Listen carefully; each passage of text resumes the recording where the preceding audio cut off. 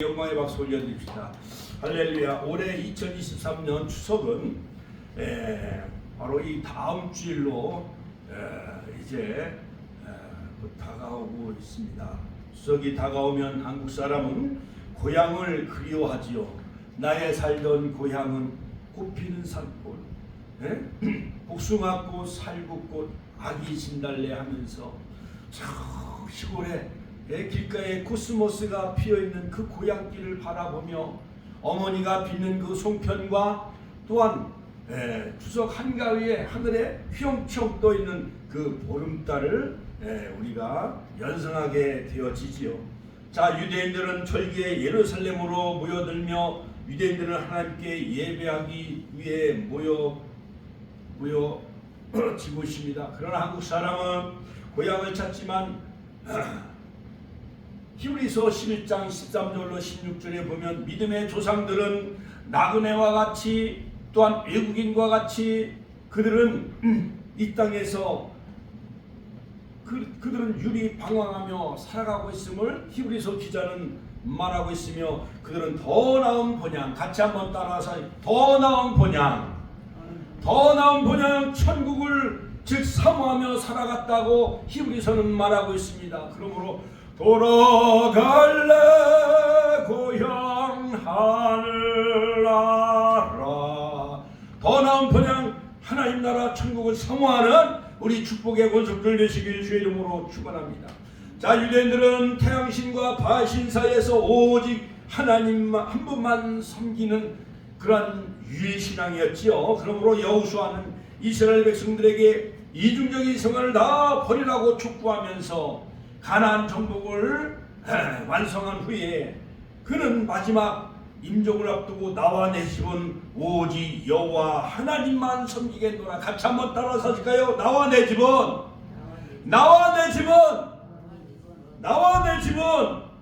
오직 여호와 하나님만 섬기겠노라. 할렐루야. 하나님께 영광의 박수 올려드립시다. 옆 사람 서로 껴안으면서 안아주세요. 사랑하고 축복합니다. 할렐루야. 여호수아처럼 나와 내 집은 오직 여호와만 섬기겠노라 선포하는 여호수아서 24장 14절 15절 이 추석 명절에 온 가족들이 모여 햇살밥으로 맛있는 송편을 빚으며 오직 나와 내 집은 여호와만 섬기겠노라 하나님께만 감사하며 예배하는 추석 명절이 되시기를 주의 이름으로 축원합니다. 이스라엘 백성들은 3대 절기가 있어요. 자, 그러므로 유대인들의 절기는 곡식의 추수와 연관이 되어져 있고 그 추수와 구원과 깊은 관계가 있습니다. 유월절은 우리나라 태양력으로 3, 4월에 지키는 그 유월절은 그런 종교력은 아비월이죠. 보리를 추수하는 그 시기에 출애굽에 대한 감사의 그 기념절기가 바로 유월절이에요. 자, 어린 양 양의 피로 말미암아 문설주와 좌우 임방에 피를 바름으로 모든 애굽의 마지막 10번째 재앙이 넘어갔다 해서 유월절을 지키죠. 그러므로 짜잔 애굽을 탈출하지요. 그러므로 애굽을 탈출한 것을 기념하는 그 유월절 절기를 지키고 일주일 동안 무교절을 지킵니다. 두 번째 절기는 바로 오순절 맥주절인데 바로 밀수확과 연관이 되어져 있는 5월 6월에 바로 시내산에서 바로 율법을 10계명과 613가지 세부 율법을 수여받은 것을 기념하며 시내산에서 율법을 수여한 그것을 기념하는 절기가 바로 그들은 바로 오순절 맥주절이죠.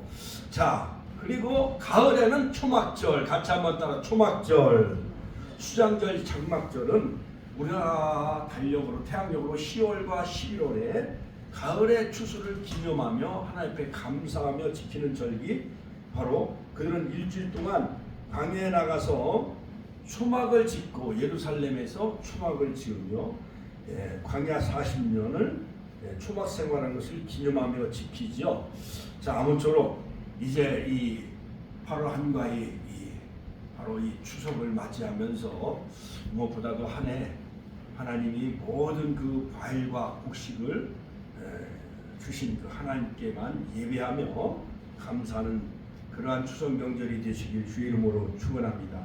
예수님은 마태복음 13장에서 천국의 그 비유와 천국의 비밀을 말씀하셨습니다. 씨 뿌리는 비유, 가라지의 비유, 겨자씨의 비유, 누룩의 비유, 감추인 보화와 진주의 비유, 그물의 비유, 7개의 비유를 설명하면서 바로 이 천국에 관해서 우리에게 설명해 주셨지요. 그러므로 비유는 파라볼레, 즉 파라볼레, 이 비유는 바로 어떤 교훈을 위해서 비슷한 사람을, 어떠한 겨자씨, 또한 씨 뿌리는 비유, 누룩, 감추인 보화와 또한 여러 가지 진주, 이러한 사물과 현상과 관념을 끌어대어 설명하는 방법이 바로 비유법, 파라볼레죠. 지금 말하려는 핵심을 이해시키기 위해서 일상생활에 낯익은 상황들을 예를 들어 설명하는 방법이 바로 비유법인 것입니다. 직유법 또는 은유법을 사용하죠. 그러므로 예수님이 비유로 말씀하신 목적은 바로 기본적으로 하나님 나라 진리를 평범한 사람들은 알아들을 수 있도록 가르치기 위한 의도가 그 속에 숨겨져 있는 거예요. 그러므로 비유의 목적은 진리를 설명하는데, 진리를 흥미있는 형태로 계시해주고 새로운 진리를 흥미를 가진 청중들에게 알려주며 신비한 진리를 이미 알고 있는 사물들과 비교함으로써 알게 해주고, 관심 없는 청중들에게는 진리를 감추시고 하나님의 뜻을 알게 하고, 진리를 사랑하는 자들에게는 진리를 더 사모하게 하시고, 또한 진리를 원치 않는 사람들에게는 숨기시고 참 천국의 가치를 밝히십니다. 그러므로 또한 구약의 예언을 성취하시는 그 모든 비유의 내용이 마태복음 13장에 전체 내용에서 우리에게 잘 말씀해 주고 있죠. 그러므로 구속사적인 전개 관점에서 본다면 씨 뿌리는 비유는 복음이 전파될 때 다양한 반응을 일으키는 그 청중들을 우리에게 잘 말해주고 있어요. 그러므로 그 씨를 받아들이지 아니하는 그 길가밭과 같은 종류의 사람은 사단 새가 와서 다 그 씨를 삼켜버리죠. 그 다음에 돌밭과 같은 종류의 사람은 환난과 핍박에 넘어지는 사람, 그 다음에 가시밭과 같은 종류의 사람, 세상 염려 세리 유혹에 그들은 기운이 막혀서, 기운이 막히다는 것은 목을 조른다는 거예요. 그러므로 그들은 기운이 막혀 그 말씀의 그 생명력의 씨앗이 자라나지 못하는 그 청중들, 다양한 반응을 일으키고 있는 청중들을 이렇게 예를 들면서 말씀하시고, 좋은 땅, 옥토밭에 심겨진 씨앗은 100배, 60배, 30배, 그러한 좋은 결실 맺는 우리 축복의 성도들은 옥토밭 좋은 땅이 되시길 주의 이름으로 축원합니다. 축원합니다. 가라지의 비유는 내부적인 하나님 나라 안에 참 신자와 거짓 선지자가 섞여 있는 상황을 가라지의 비유를 통해서 설명해주고, 겨자씨는 점진적인 확장, 하나님 나라의 점진적인 확장을 비유를 통해서 하나님 나라는 점진적으로 확장해 이루어 나가는 것을 설명해 주시고, 누룩의 비유는 하나님 나라의 내적 성숙을 가져오고 있다는 것, 감추인 보배와 그 보화의 비유는 하나님 나라를 얻은 자의 기쁨을 표현해 주고 있죠. 진주의 비유도 하나님 나라 최고의 가치를 설명해 주고 있고, 그물의 비유는 하나님 나라의 심판을 강조하는 그런 그 내용이라 할 수가 있습니다. 자, 오늘은 바로 5번째 비유 중에 감추인 보화와 6번째 좋은 비유, 7번째 그물의 비유를 연속으로 마태복음 13장 천국의 비밀과 그 비유 시리즈 마지막 오늘 설교를 통해서 저와 여러분들이 함께 은혜를 나누고자 하는 것입니다. 자, 밭에 감추인 보화의 비유는 이스라엘 민족의 삶의 그 역사적인 배경이 그 속에 담겨져 있는 것을 볼 수가 있습니다. 첫째로 역사적인 배경을 살펴보면, 자, 이스라엘 백성들은 역사가 외세 침략과 아수르와 또한 바벨론과 또한 여러 가지 로마의 그 침략으로 얼룩진 민족이었습니다. 그래서 부자들은 금은 보화라든가 돈을 항아리에 담아가지고 바로 이것을 밭에 숨겨놓고는 하였다는 것입니다. 그러다가 전쟁이 일어나면은 온 가족이 몰살되거나 포로로 잡혀가면은 바로 그 땅 주인도 바뀌면 그 보물은 그냥 땅속에 그냥 묻혀있게 되어지잖아요. 그렇죠? 온 가족이 다 몰살당하거나 온 가족이 다른 나라의 포로로 잡혀가면은 밭에 묻힌 그 항아리 속에 있는 그 모든 보화와 모든 물질과 그 돈은 고스란히 그냥 땅속에 묻혀있는 것입니다. 바로 이러한 경우를 염두에 두고 예수님은 비유를 통해서 말씀하시는데, 자, 그렇다면 여러분, 여기에 농부는 무엇을 상징하고 밭에 감추인 보화는 무엇을 상징하는 것일까요? 자, 그러므로 여러분, 마태복음 13장 하나님 나라 비유를 우리에게 잘 말씀해 주고 있는데, 바로 7가지 비유 중에서, 천국의 그 비유 중에서 바로 이 비유는 어떠한 교훈을 위해서 비슷한 사물과 현상과 관념을 끌어대어 설명하는데, 바로 헬라어에서 이 비유는 옆에 던져두고 비교해 볼 수 있도록 한 것이라는 의미가 담겨져 있어요. 자, 그래서 서로 비슷한 점에 있어서 실상의 의미를 쉽게 이해할 수 있도록 도움을 주기 위해서 말하고자 하는 것과 비슷한 현상이나 사물을 빗대어 설명하는 거예요. 예를 들어서 아이고 예쁜 그러한 그 소녀나 예쁜 그러한 그 아가씨들 보면 아우 달덩이처럼 보름달처럼 얼굴이 환하네. 아유 사과처럼 너무 예뻐. 눈이 맑은 호수처럼 어쩌면 그렇게 눈이 이렇게 맑고 이렇게 투명한가. 이렇게 보름달이나 사물을 이렇게 빗대어서 우리가 비유로 설명하는 경우가 많이 있잖아요. 그렇죠? 자, 그러므로 예수님은 마태복음 13장 13절에서 자, 내가 그들에게 비유로 말하는 그 이유를 말씀하고 있는데, 자, 많은 바리새인들과 서기관들과 종교 지도자들은 보아도 보지 못하고 들어도 듣지 못하고 깨닫지도 못한다고 그렇게 부연 설명하고 있는 것을 보고 있습니다. 그러므로 너희는 보고 들음으로 복되도다 이렇게 말씀하고 계시잖아요. 자, 그러므로 이 비유를 올바로 이해하는 사람들에게 더욱 큰 은혜가 되겠지만, 그렇지 않은 사람에게는 마치 수수께끼처럼 그들은 듣기는 들어도 전혀 아무것도 깨달을 수 없는 영적인 소경이었어요. 바리새인들과 사두개인들은 영적인 그러한 귀머거리였어요. 자, 이제 본문으로 들어가서 마태복음 13장 44절에 보면 예수님은 청중들에게 하나님 나라는 마치 밭에 감추어둔 보화와 같다. 같이 한번 따라서 하나님 나라는 마치 밭에 감추어둔 보화와 같다라고 말씀하셨습니다. 자, 그 내용을 설명해 드리면은 한 농부가 있었는데 아마도 이 농부는 다른 사람의 땅을 빌려서 농사를 짓는 소작농이었던 것 같습니다. 어느 날 농부가 농사를 짓기 위해 밭을 막 쟁기로 갈기 시작하는데, 그런데 밭을 막 갈기 시작하는데 갑자기 그 쟁기에 뭔가 그 밭 속에 논 속에 항아리 같은 것이 그 속에 묻혀 있어가지고 쟁기하고 부딪히면 쨍그랑 이 소리가 나잖아요. 자, 밭을 가는데 갑자기 지금 쟁기에 뭐가 걸렸던 거예요.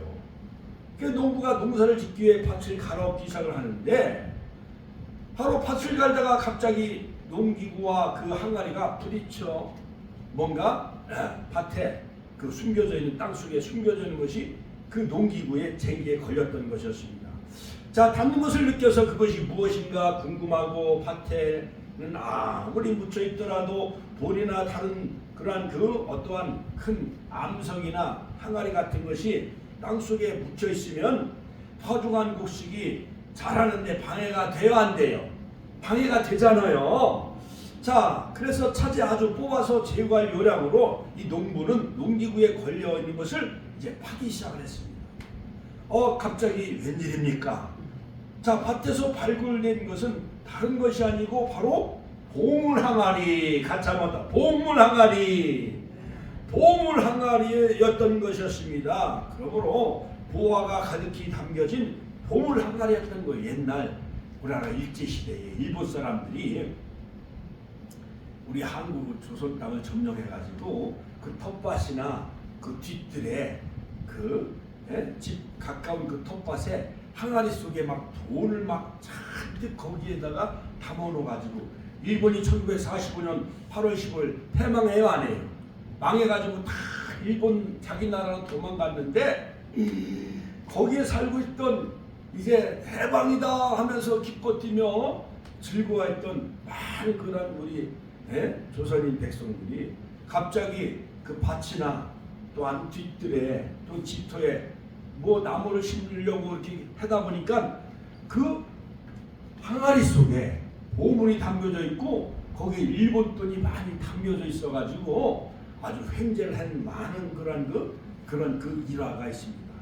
자, 누가 밭에다 보물을 숨겨 놓았는지는 모르지만 확실한 것은 지금의 땅 주인은 아닐 것이었습니다.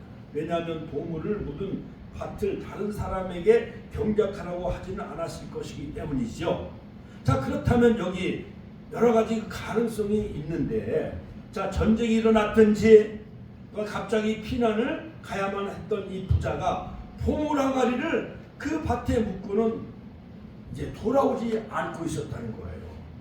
자, 아니면 도둑이 남모르게 그 밭에다가 보물 항아리를 묻었든지, 옛날에 4, 5년 전인가요? 그 마늘밭에 그 도박자금 5만 원짜리를 큰 맹국통이 막 10억, 20억을 비닐로 쏙 라면 상자에다 담아가지고 그 마늘밭에다가 묻어놨는데 나중에 나무를 심으려고 포크레인으로 밭을 캐다 보니까는 그 마늘밭 땅속에 뭐가 묻혀 있었어요? 도박자금 5만 원권 그걸 그냥 큰 라면 상자인지 뭐에 비닐에 싸가지고 그 도박 자금이 들통이 났잖아요. 그렇죠? 예. 그래갖고 이 사람들은 수배당하고 중국으로 도망가고 그래가지고 이런 도박 자금 같은 것은 국고로 이제 수납이 되어지죠. 자, 이처럼 바로 이 밭에다가 보물 항아리를 묻었든지 누가 숨겨 놓았는지는 모르지만 하여간 땅 주인도 모르는 이 항아리 속에 이 보물 항아리가 이 밭 속에 묻혀 있었던 것이었습니다. 부지런하게 일하던 농부가 발견한 것이죠. 그러나 농부는 보안을 유지하기 위하여 누가 볼까봐 얼른 보물을 그 밭에 다시 감춰 놓았어요. 휘파람 불면서 이래도 안 계시네. 아이고, 즐거운 마음으로 이제 집으로 막 휘파람 불면서 돌아온 거예요. 하면서 나의 살던 고향은 꽃피는 산골하면서 즐거운 노래를 부르면서 이제 집으로 돌아왔어요. 하지만 사실 집으로 돌아갔어도 농부에게는 별 뾰족한 수가 없었던 것이었어요. 그래서 밭을 살 돈을 마련하자면 무엇인가를 팔아야만 되었어요. 그래서 자, 그 밭을 사면은 그 밭 속에 담겨져 있는 보물 항아리는 누구 것이 되는 거예요? 내 것이 되는 거잖아요. 그래서 국리 끝에 자기 집도 처분하고 소유의 재산을 다 팔아가지고 농부는 여러 가지 고민하다가 끝내 그 밭을 사기로 결단하면서 여러 가지 집과 전 재산을 팔아서 같이 한번 따라서 집과 전 재산을 팔아서 밭에 감추인 그 보물을 얻기 위해서 그 밭을 사기로 결심한 것입니다. 자, 그래서 결국 그 농부는 보물 항아리가 숨겨진 밭을 샀고 그 보물 항아리마저도 이제 차지하는 이제 횡재를 맞이하게 되어진 거예요. 여기서 중요한 것은 세 번째 중요점은 무엇인가? 여기서 중요한 점은 농부가 자신의 모든 것을 팔아서 보물 항아리가 묻혀있는 밭을 샀다는 거예요. 왜냐하면 밭에 숨겨져 있는 보물이 지금까지 가지고 있던 농부의 모든 재산보다 더 귀하고 값이 나갔기 때문에 그런 거예요. 그 보물 항아리에는 금화가 잔뜩 담겨져 있는 거예요. 예수님은 이 비유에서 하나님 나라는 마치 밭에 숨겨놓은 부화와 같다라고 말씀하셨습니다. 그러니까 비유에 나오는 농부는 자신의 모든 것을 팔아서 밭에 숨겨진 부화를 얻게 되어졌습니다. 하나님 나라를 가진 사람이 이와 같다라는 거예요.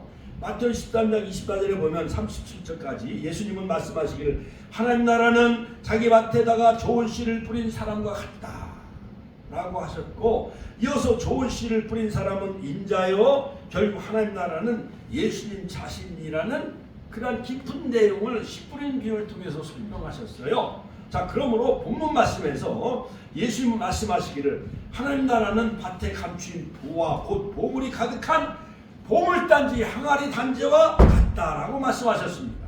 그렇다면 여기서 보화는 예수님을 가리키는 거예요. 그러므로 그렇습니다. 나사렛 예수가 바로 숨겨진 보화지요. 숨겨진 보화라면 다시 나타나기까지는 아무도 그것이 보화인지를 알지 못하지요. 하지만 이제 나사렛 예수는 숨겨진 자신을 수많은 사람에게 내가 바로 가장 값진 보화라고 말씀하시면서 세상에 분명하게 드러나셨습니다. 자, 그러므로 사랑하는 성도 여러분, 옛날 미국 캘리포니아주 티브룬에 사는 한 부자가 있었습니다. 집들에다가 누가 낡은 깡통 속에 거기에 금덩어리를 금화를 거기다 잔뜩 깡통 속에 이렇게 담겨 놓았다라는 거예요. 그래서 이 두 부부는 그 뒤뜰을 거닐다가 우연히 산책을 하다가 땅속에서 웬 깡통이 이렇게 탁 튀어나온 거예요. 그래서 깡통 속을 열어봤는데 그 주변에 5개의 또 깡통이 또 그 땅속에 붙여 있었다는 것입니다. 그래서 1847년에서 1894년 사이에 주조된 이 금화가 무려 한두 개가 아니라 5개가 아니라, 놀라지 마요, 1427개였어요. 5개 깡통 속에 금으로 만든 그 미국의 달러가, 동전 달러가. 그래서 동전 및 화폐 전문가가 페이건 박사가 바로 이 출토된 5개 깡통 속에 있는 1427개의 그 금으로 만든 동전 달러를 살펴보니까 무려 1000만 불, 하나로 계산하면 약 107억. 놀래지도 않아. 5개 깡통 속에 그 뒷뜰에 깡통 5개를 발견했는데 그 깡통 속에 무려 우리나라 돈으로 107억 원에 달하는 미국 달러 동전이 깡통 속에 숨겨져 있었다는 것이었습니다. 이 부부는 뒷뜰을 산책하다가 땅 위로 툭 튀어나온 낡은 캔 하나를 발견했으나 부부는 이끼를 털어내고 깡통 안을 들여다보니까 그 안에 금으로 만든 달러가 가득히 차여서 있었다는 거예요. 또한 주위에 있는 나머지 5개 깡통을 또 캐서 보니까 5개의 금화 깡통이 모두 담겨져 있었는데 무려 1427개.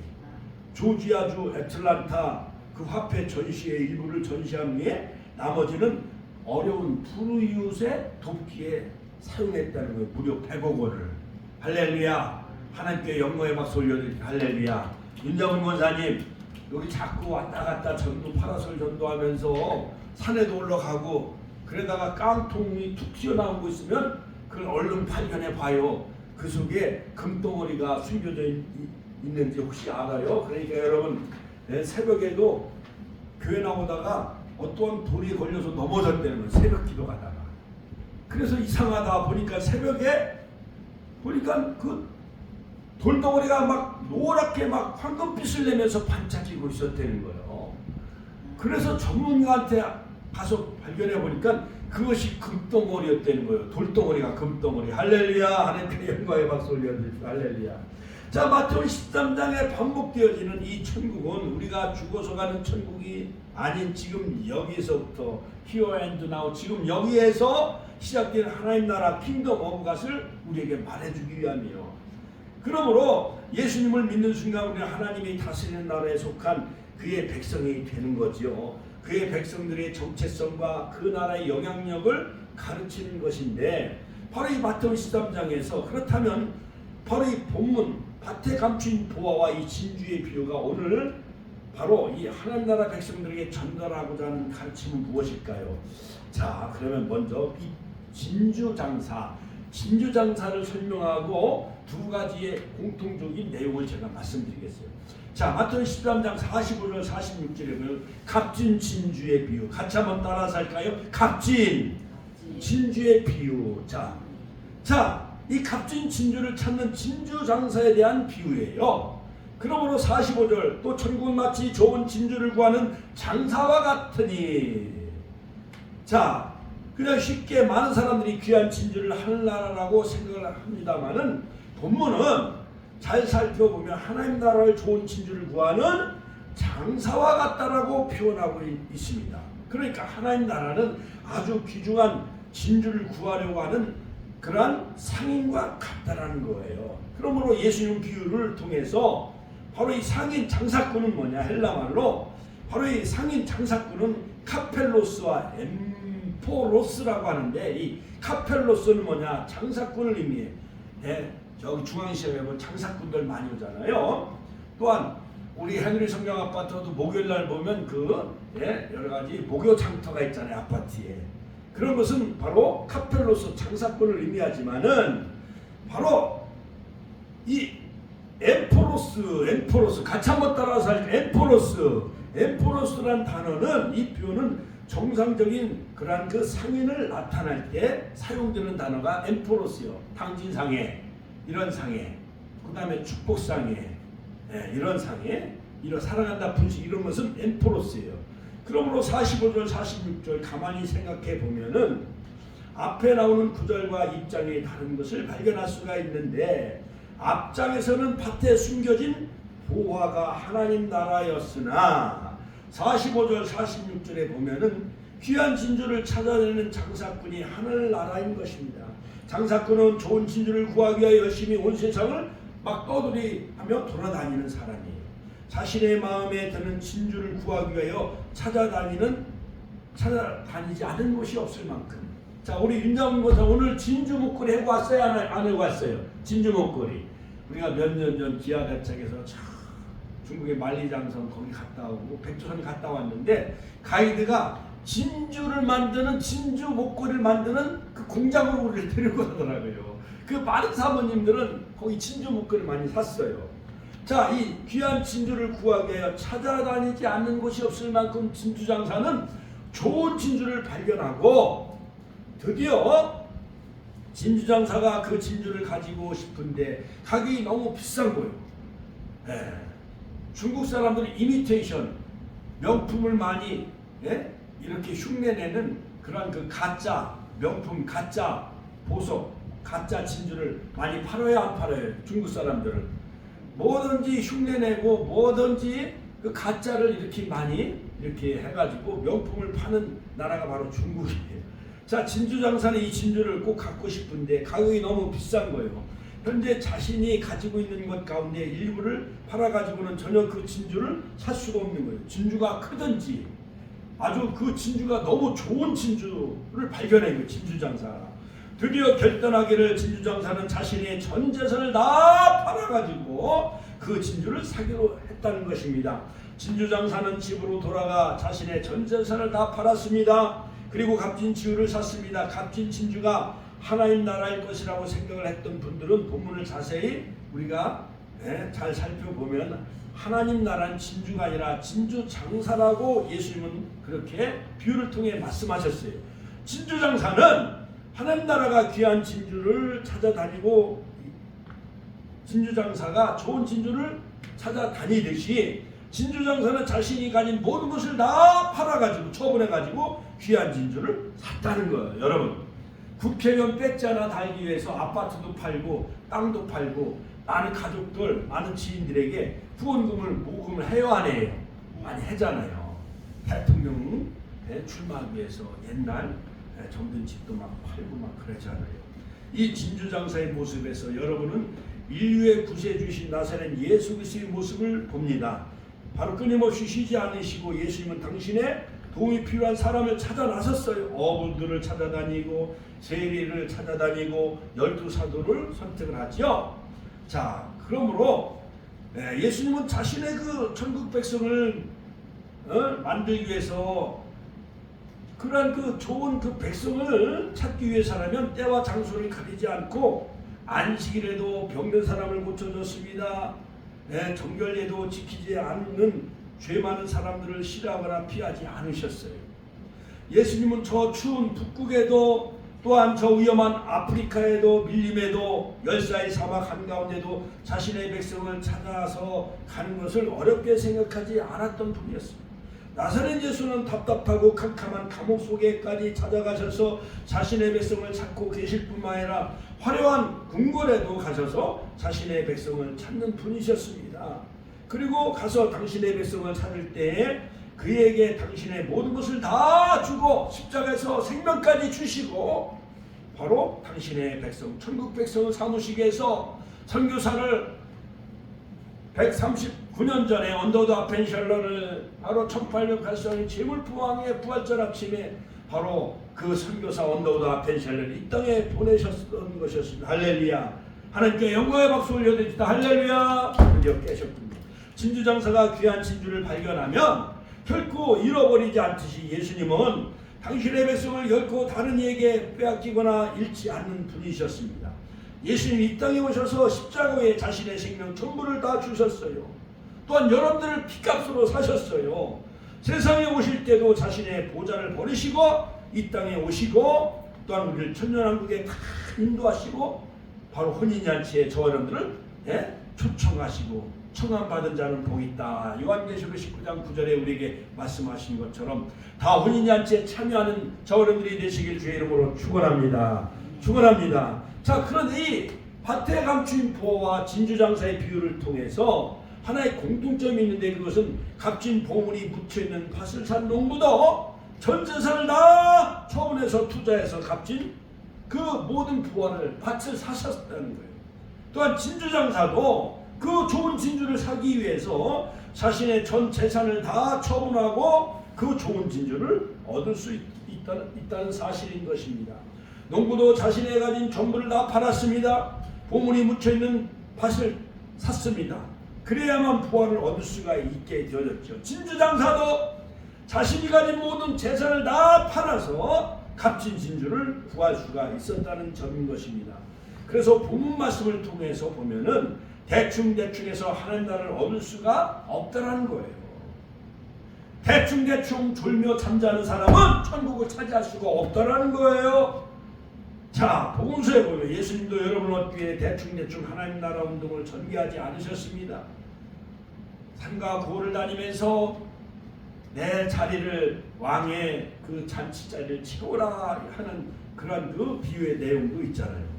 그러므로 태초부터 계셨던 하나님 아버지와 동일한 본질을 가진 예수님은 여러분들을 구원하시기 위해서 자신이 가진 하나님 나라를 버리시고 낮고 천한 말구에 탄생하셨고 또한 사도들을 선택하셨고 또한 십자가의 목숨을 다 희생시키면서까지 성령을 보내시면서까지 하시면서 자신의 몸된 교회를 이 땅에 세우신 것이었어요. 할렐루야. 하나님께 영광의 박수 올려드립니다. 할렐루야.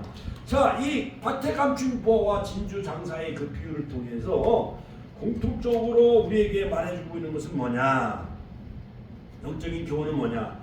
바로 하나님 나라는 그 무엇보다도 바꿀 수 없는 천국의 소중한 가치, 보화와 같이 보석과 같이 아름다운 그런 귀한 천국의 가치를 우리에게 말해주고 있다는 사실인 것입니다. 하나님은 우리를 위하여 예비하신 천국 마치 보화와 진주와 훌륭한 그런 그 가치가 있다는 거예요. 이 비유는 두 비유는 자신의 모든 소유를 팔아 소유할 만큼 가치를 지니고 있다는 거예요. 여러분, 대통령이 되기 위해서는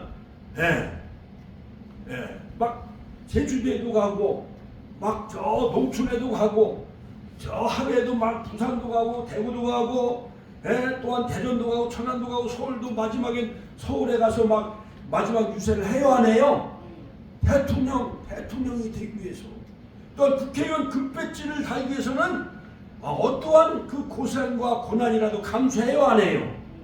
하물며 이 땅에 대통령과 국회의원이 되기 위해서 그렇게 많은 고난과 역경을 다 무릅쓰고 그것을 차지하려고 하고 있듯이 바로 이 밭에 감춘 보화를 얻기 위해서 자신의 전 재산을 다 처분하고 그 밭을 소유함으로 밭에 감춘 보화를 얻듯이 또한 진주장사도 값진 진주를 만났을 때 전 재산을 팔아 그 값진 진주를 산 것처럼 우리에게는 전 재산을 팔아 소유할 만큼 가치가 있는 것이 바로 예수님이며 천국이라는 사실을 공개되시기를 주님의 이름으로 축원합니다.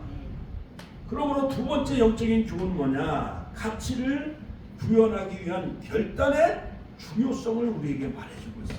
그 가치를 획득하고 얻으려면 중요한 결단을 해야 된다. 같이 하면 중요한 결단을 해야 된다는 거. 44절에 보면 보화와 같은 천국의 가치 때문에 자기의 소유를 다 팔아 밭을 사기로 결단한 것처럼 또한 45절 46절에 보여 자신의 소유를 팔아 값진 그 진주를 사는 결단을 감행했던 진주 장사처럼 이 두 가지 비유의 공통점은 참되고 가치 있는 소유를 위한 결단을 했다는 거예요. 여러분, 대학을 나오고 자기의 신분감을 얻기 위해서 또한 신랑을 얻기 위해서 젊은 청춘 남녀는 어려움을 다 감수해요, 안 해요? 예? 춘향이는 옥에 갇혔어도 한양으로 과거 시험을 보러 간 그 약혼한 그 이도령을 끝까지 사모하며 그 절개와 지조를 지켜요, 안 지켜요? 편사또 유혹에도 넘어가지 않냐고. 오로지 춘향이의 마음은 누구였어요? 이도령의 마음이었잖아요. 그렇죠? 우리들도 소림하신 그 예수님, 나를 위해 십자가에 고난당하신 그 예수님, 이제 하나님 보좌 우편에 앉아 계셔서 다시 오실 그 재림하실 예수님을 우매불명 사모하며 그 천국을 사모하시고 또한 보화와 같은 주님만을 여러분 바라보며 살아가시기를 주의 이름으로 축원합니다. 그래서 어떠한 시대적인 결단을 우리가 내려야 돼요. 이런 며느리가 교회 가지 말라 해도 나는 천국을 가야 된다. 나는 예수님을 만나야 된다.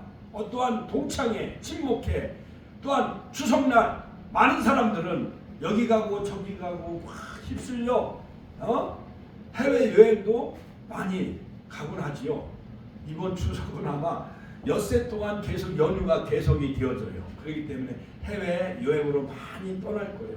그럴지라도 우리는 예수님을 만나야 돼. 같이 한번 예수님을 만나야 됩니다. 나는 천국을 가야 됩니다. 이러한 중요한 결단을 내리는 저와 여러분들이 되시길 주의 이름으로 축원합니다. 마지막 세 번째 영적인 교훈은 뭐냐?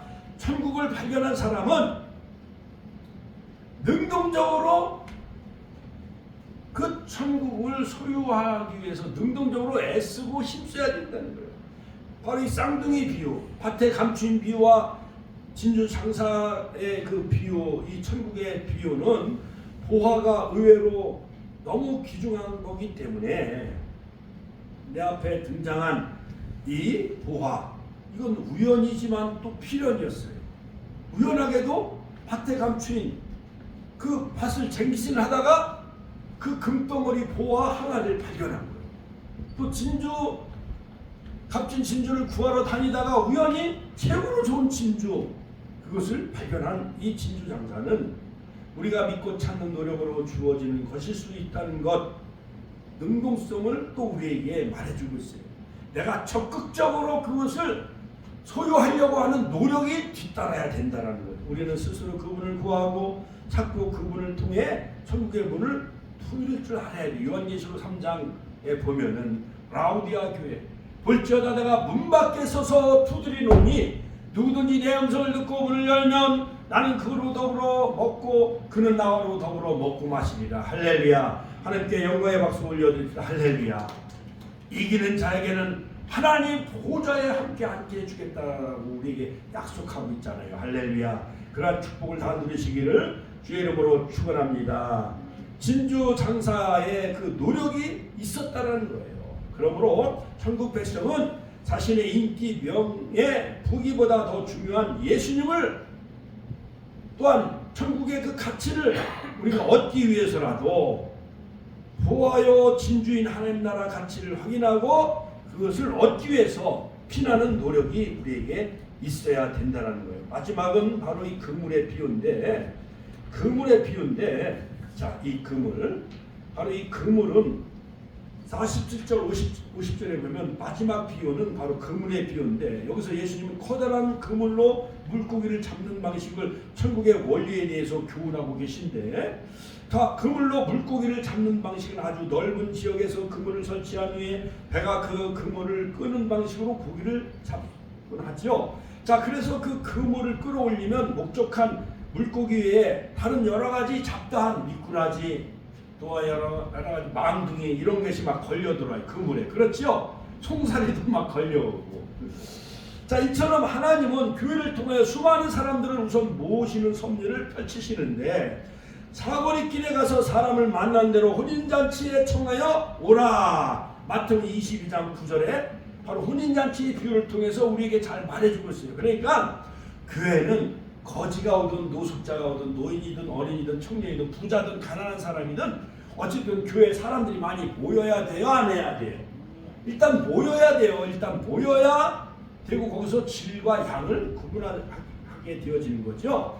그럼 마태복음 13장에 보면 7가지의 천국 비유가 등장하는데 이런 비유들은 하나님 나라의 주제를 강조하면서 마침내 하나님 나라가 어떻게 완성되는가를 우리에게 보여주고 있어요. 마지막 그 그물의 비유는 우리가 처한 시대적 상황 속에서 그 역할과 제자의 사명을 보여주면서 하나님 나라 완성의 그 교훈을 가르치고 있는데, 그렇다면 그물 비유가 오늘 우리 기독교인들에게 가르치는 그 교훈은 무엇입니까? 첫째, 바로 큰 그물로 물고기를 잡을 때가 있다는 거예요. 같이 한번 따라서 지금은 큰 그물로 물고기를 잡을 때다. 자, 40절에 보면 그물은 라지 드라그네트라고 하는데 당기는 큰 그물이라 할 수가 있어요. 의도적으로 다량의 물고기를 잡는 방식인데 이것은 종말론적으로 복음의 추수 시대를 상징하는 것입니다. 예수님은 이 땅에 오신 후에 이런 추수는 예루살렘에서 안디옥을 거쳐 소아시아와 유럽으로 장소를 옮기며 지속적으로 바로 바울을 통해서 바로 이 지중해 1차, 2차, 3차, 4차 전도 여행을 통해서 바로 전 유럽에 복음이 확산되어지게 하셨지요. 그리고 바로 남미와 또한 미국, 아프리카로 옮겨지고 있지요. 이 영적 추수 때 우리는 추수꾼의 일꾼의 소명을 우리는 잘 감당해야 될 줄로 믿습니다. 두 번째 교훈은 뭐냐? 그물로 차별 없이 각종 물고기를 모아야 한다는 거예요. 여러분, 어부가 갈릴리 호수나 이런 베네 호숫가에 가서 이제 베드로가 그물을 던지는데 밤이 맞도록 수고가 있을 때 고기를 낚았어요? 못 낚았어요? 못 낚았어요. 그런데 어느 날 갑자기 자기 배에서 설교하셨던 그 예수님의 설교 강단을 빌려줬던 그 예수님이 나타나서 베드로를 향해서 베드로야, 그물을 배 오른편에 던져라 말씀하신 거예요. 그는 이제까지 습관적으로 왼쪽에 던졌든지 오른쪽에 던졌든지 얕은 곳에 가서 그물을 던졌을지도 몰라요. 그러나 깊은 곳에 가서 그물을 던지라 한 거예요. 부활하신 예수님 만나기 전에 깊은 곳에 가서 그물을 던져라 했더니만은 은 것이 심히 많아 그물이 찢어질 만큼 동료들의 배에 채울 만큼 그렇게 예수님의 말씀에 순종하여 깊은 곳에 가서 그물을 던졌더니 배운 것이 힘이 많아 그물이 찢어질 만큼 엄청난 대박이 터진 줄로 믿으시길 주의 이름으로 축원합니다. 축원합니다. 또한 예수님이 십자가에 고난당하시자 예수님 배반해요? 겟세라세라 나는 물고기 잡으러 가노라 하면서 게네사렛 호수로 도망가요. 7명의 제자들과 함께 가서 이제 게네사렛 호숫가에 가서, 게네사렛 호숫가는 갈릴리 호수예요. 거기서 이제 그물을 잡는데 부활하신 예수님이 나타나셔서 해변가에 서셔서 새벽녘에 말씀하시기를 그물을 배 오른편에 던지라 말씀하신 거예요. 그래서 그물을 오른편에 던졌더니 바로 153마리 할렐루야. 이것은 영적인 숫자예요. 어마어마한 놀라운 그 의미를 말해주고 있는 153의 놀라운 축복의 역사 할렐루야. 여러분, 옛날에 우리가 모나미 볼펜에 보면 모나미 153이라고 써있어요? 안 써있어요? 성경적인 교훈이에요. 요한복음 21장에서 바로 히트로 영감을 얻어서 모나미 153 그것이 히트를 쳐가지고 우리나라에 엄청나게 보급이 됐잖아요. 이처럼 47절에서 천국은 각종 물고기를 모으는 그물이라 했습니다. 이 천국의 그물은 모든 물고기를 환영해야 합니다. 이것은 차별 없이 모든 사람에게 복음을 전해야 한다는 것을 우리에게 말해주고 있습니다. 그러면 우리는 던지는 그물을 차별 없이 모든 사람을 위해 구원의 그물이 되어야 하는 거예요. 아파트든지 시골이든지 저 인천에서도 그 전에 한래 전사님이 또 우리 교회 전철 타고 교회로 왔었어요. 또한 저 보령 대천에서도 이명란 집사님이 우리 교회 출석도 하고 그랬었어요. 이처럼 또한 목요일은 예가정의원 이소정 원장님과 또 다른 병원 원장님이 오셔서 목요일마다 2시간 동안 철학 기도하잖아요. 우리 축복교회가 더 좋은 성전으로 이전하는 놀라운 축복 역사가 반드시 이루어질 줄로 믿습니다. 할렐루야. 하나님께 영광의 박수 올려드립시다. 할렐루야. 세 번째는 뭐냐? 그물에서 좋은 것과 못된 것을 이제 분별할 때가 다가온다는 거예요. 그러므로 48절 50절에 보면 세상 끝날에 하나님의 천사들이 의인과 악인을 구별하는 심판의 사역을 행하신다는 것을 우리에게 말해주고 있어요. 그리고 심판의 결과 좋은 물고기는 그 어항 그릇에 담지만은 나쁜 물고기 죽은 거나 병든 거는 어부가 그 물고기를 던져버려야 안 던져버려요? 던져버린다는 거예요. 지옥불에 던진다는 것입니다. 우리 하나님 나라 역사의 마지막 종착역은 바로 천국이 되시길 주의 이름으로 축원합니다. 지옥에 가긴 애전하게 틀린 줄로 믿으시고 천국 여행에 영원한 새하늘 새 땅 새 예루살렘 도성에 더 나은 본향을 사모하며 살아가고 값진 진주의 그 보화를 얻은 그 농부처럼 진주 장사꾼이 더 좋은 진주를 발견하고 전 재산을 처분하여 그 좋은 진주를 얻은 것 마냥 천국을 사모하며 할렐루야 생명으로 인도하는 문은 좁고 길이 협착하라고 예수님은 마태복음 7장 14절 산상수훈을 통해서 우리에게 말씀하고 있습니다. 심판날에 예수님으로부터 내가 너를 모른다고 선고받을 사람도 있다는 거예요. 마태복음 7장 23절. 그러므로 성도들은 의식하는 신앙생활, 형식적인 신앙생활을 경계하시고 두렵고 떨리는 마음으로 자신의 구원을 이뤄나가고 빌립보서 2장 11절 할렐루야 할렐루야 하나님께 영광의 박수 올려드립시다. 그러므로 예수님은 비유 해석을 통해서 제자들이 비유를 참 뜻을 온전히 깨달았다고 그들이 고백한 것 마냥 마음을 활짝 여시고 예수님의 교훈을 들은 제자들이 천국의 비밀을 깨닫게 되어진 것 마냥 52절에 예수님께서 천국의 비밀을 깨달은 제자들은 새 것과 옛 것을 조화롭게 나누어주는 사람이 되어야 한다라고 말씀한 것 마냥 구약의 율법 시대는 지나가고 신약의 새로운 새 언약 이것이 잘 조화되는 사람이 천국의 제자라고 말씀하는 것 마냥 새 것인 예수님의 복음 안에서 옛 것인 율법도 가슴 깊이 새김으로 신구약 하나님의 말씀으로 복음을 전하는 지혜로운 우리 축복의 권속들 다 되시기를 주님의 이름으로 축원합니다. 축원합니다. 주여 모는 신의 통로로 기도했습니다.